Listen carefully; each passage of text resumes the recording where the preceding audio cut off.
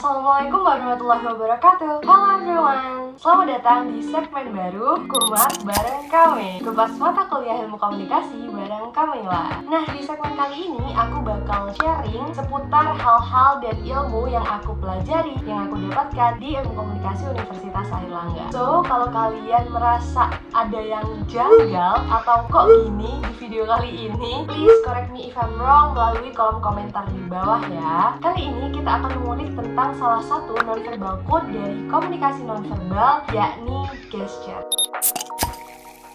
Nah, sebagai tambahan informasi, berkomunikasi itu nggak melulu secara verbal guys, bisa juga secara nonverbal. Nah, kode-kode nonverbal ini bisa kita gunakan untuk menyampaikan sebuah pesan atau memperkuat dan memperjelas makna dari pesan verbal yang sedang kita sampaikan. Buku yang aku gunakan sebagai acuan dalam video ini adalah buku berjudul Experiencing Intercultural Communication edisi ke-6 yang ditulis oleh Judith N. Martin and Thomas K. Nakayama. Bicara soal gesture, rasanya teman-teman udah nggak asing lagi ya, apalagi yang dulu sering banget ikut lomba public speaking kayak storytelling, speech gitu kan, pasti diomongin jangan lupa ya gesturnya, nanti biar lebih menjiwai, atau jangan lupa ya gesturnya biar lebih dilihat jerinya.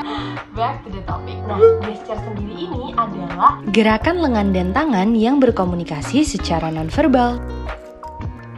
Jadi gesture ini melibatkan gerakan lengan dan tangan kita. Dalam buku tersebut, gesture setidaknya terdiri dari 4 jenis gerakan. Atau sederhananya, di buku itu, gesture dibagi menjadi 4 jenis gerakan. Apa aja? Yang pertama ada emblem. Emblem adalah gerakan-gerakan yang memiliki terjemahan verbal tertentu.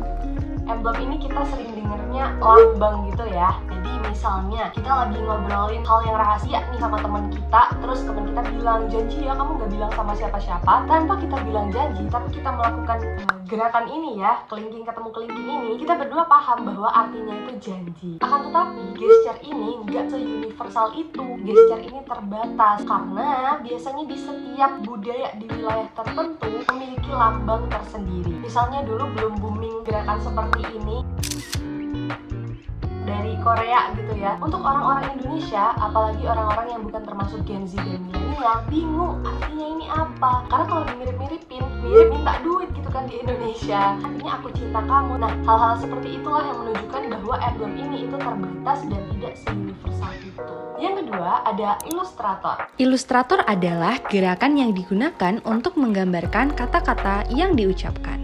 Ilustrator ini kita sering membandingkan dengan teks ilustrasi mungkin ya, kalau kita dengar tentang ilustrator. Bener banget, jadi ilustrator ini adalah gerakan yang menggambarkan. Misalnya, kita lagi ngobrol nih di kantor. Iya, kantor kita ini sedang menghadapi masalah yang besar banget. Nah, tangan kita ini membentuk lingkaran yang besar, gunanya untuk memperkuat dan memperjelas makna besar yang sedang kita sampaikan. Jadi di ilustrator ini itu fungsinya untuk memperkuat atau memperjelas pesan verbal yang sedang kita utarakan. Terus yang ketiga ada regulator. Dalam bahasa Inggris, regulating artinya mengatur. Begitu juga dengan gerakan ini. Regulator berarti Gerakan untuk mengatur jalannya arus komunikasi.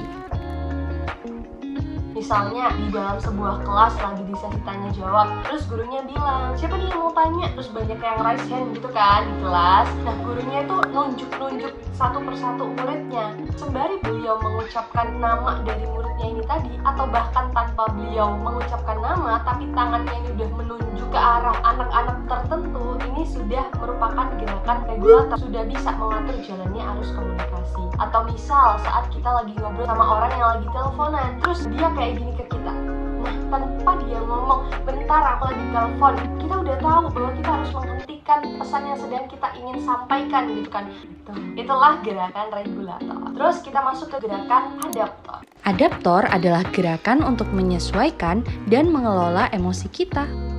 Gerakan adaptor ini adaptasi penyesuaian. Misalnya kita lagi marah banget ya, marah besar, terus kita mengepalkan tangan kita kayak gini kan.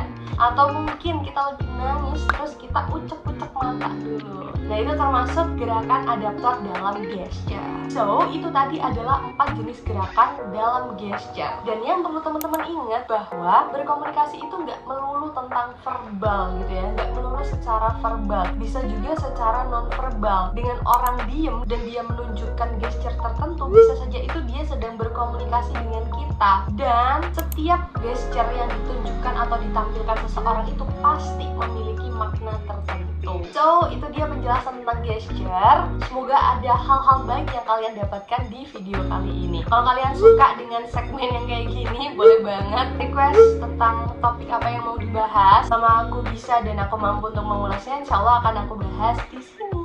Dan terima kasih buat kalian yang masih nonton sampai di detik ini. Sampai jumpa. Wassalamualaikum warahmatullahi wabarakatuh.